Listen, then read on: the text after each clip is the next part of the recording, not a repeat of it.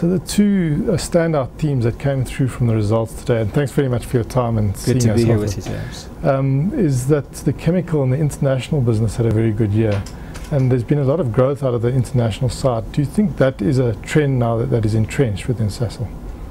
Yeah, we were very pleased with our chemical cluster. 29% contribution to operating profit.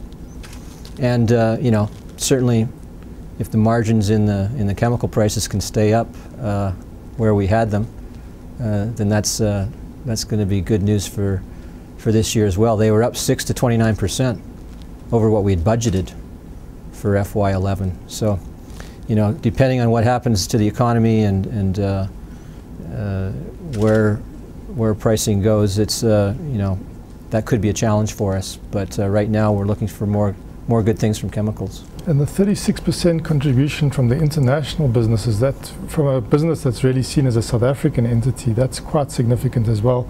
Is that now something that we can expect going forward?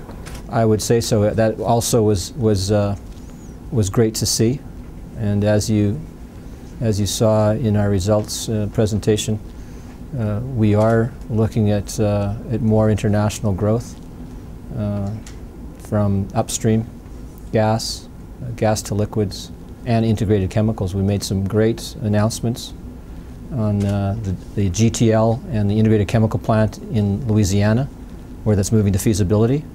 So you'll see some movement on that project. Uzbekistan GTL also moving along. The board has approved that project subject to some commercial conditions being signed off. I'll be over in country on the 19th with our partner Petronas, visiting with the president and getting some alignment, final alignment on that project. So yeah, internationally, more debottlenecking at Oryx up in Qatar, and Iran is producing well. So that 36%, you know, will hopefully start moving north as a percentage. Certainly, we are sustaining our business in South Africa and investing big dollars to keep our engine running nicely here in South Africa.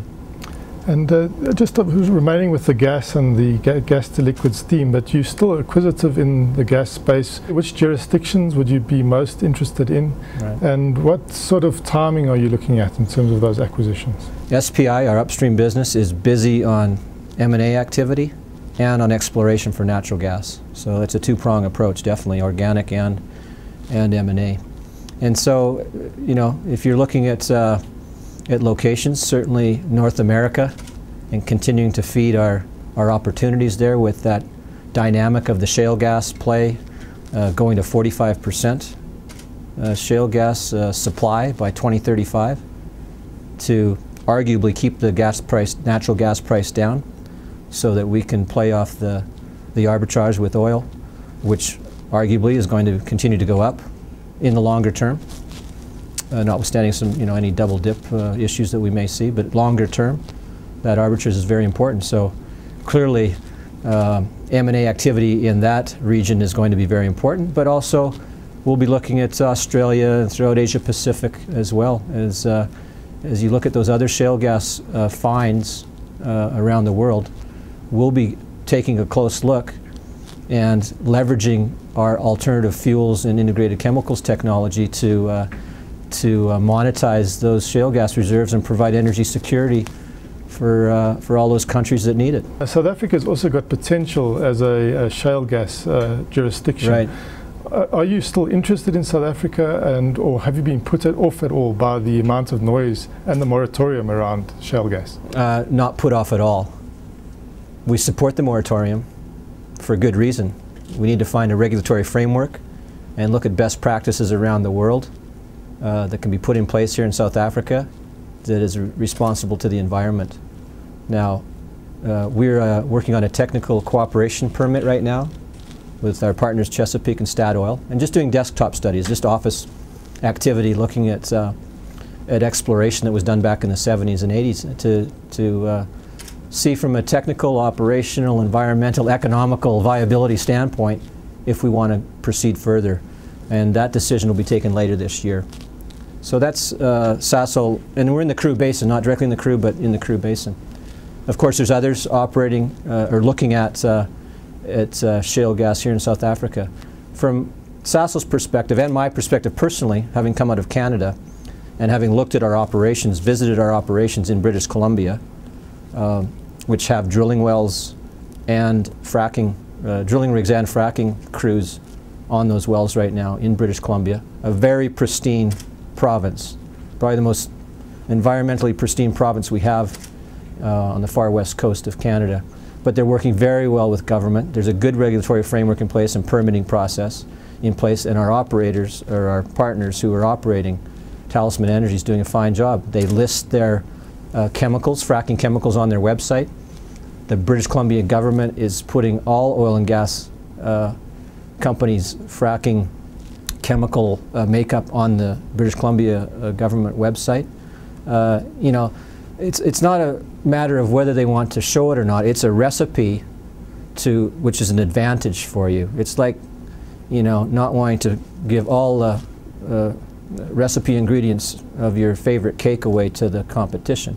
And that's exactly what this is. But they will show it. They're not going to tell you every spoonful of what's in there, but they will demonstrate that those are non-toxic chemicals and nothing, and in very small quantities that the public should not be worried about. Now we're taking technology that started in the 30s. We've been fracking in Alberta. We've got 167,000 fracked wells in Alberta right now. Old technology. It's vertical. What we're doing now is adding a horizontal stem to the pipe, and we're fracking at 3,000 meters, give or take, depending on what location you're in. 3,000 meters is where the fracking's taking place, and the water table is at 300 meters. There's a lot of hard rock between those two depths. That there's no way you can permeate that rock and contaminate the water table.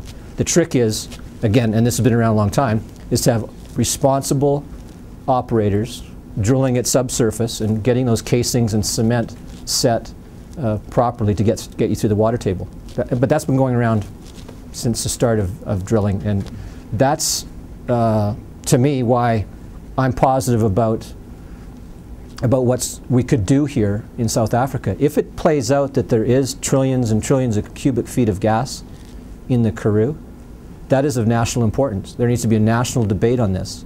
And so that takes care of chemicals, that takes care of fracking. Water is talked about. You know, the water used to frack, 50 to 75% of that water is recyclable. So you're using it again and again. It only takes a matter of hours, 3 days, to frack a well. And then you turn the water off and go to the next one and turn the water on.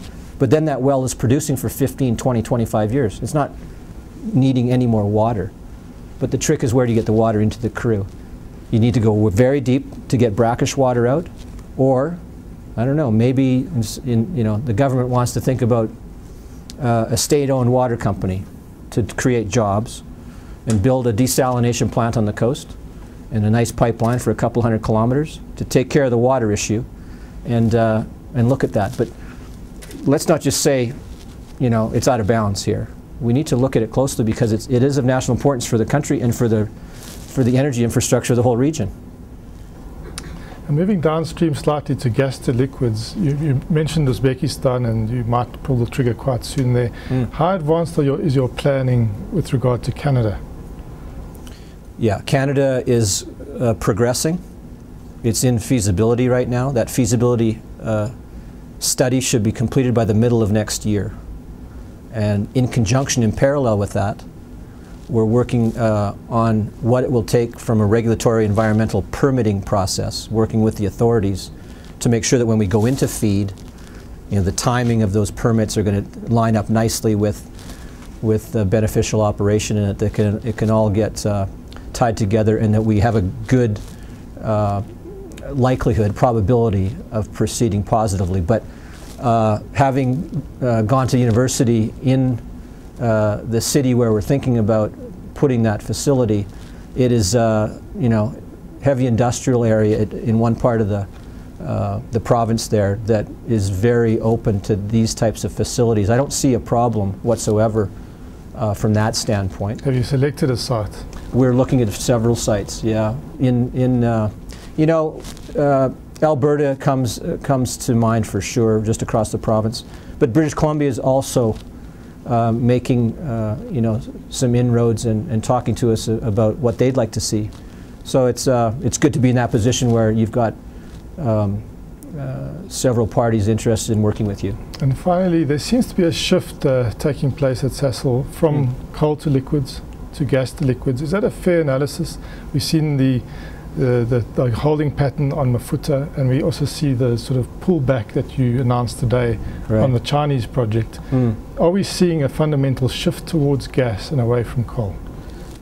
Well, based on all these discussions around shale gas and the whole gas oil arbitrage pricing, I mean, certainly that tends to go in that direction. However, coal to liquids, the technology is strong, and hopefully it will make sense in a number of countries that need to monetize their coal. We can certainly, from an environmental standpoint, there's technology available from a pollution standpoint to make that a very clean environment. The CO2 issue, which is an emission, not a pollutant, is the issue that surrounds coal to liquids. And until we get things sorted out worldwide on CO2, and are we going to continue down the CO2 path, or are we going to put more of our focus on water quality and pollutants? That's got to play out some more. COP17 will be a very interesting discussion. Kyoto 2, it doesn't look like it's very likely right now. Where does that leave us if all the countries that were signed up to Kyoto start pulling back and start going after voluntary targets and doing whatever they can, as Sasol is doing? We mentioned today that our voluntary reduction of our CO2 footprint has been dramatic, 12% in the last 5 years, which is, I think, a good way to go. More of a carrot approach versus a stick approach with taxes, especially when you've got a process like we do, which is very CO2 intensive.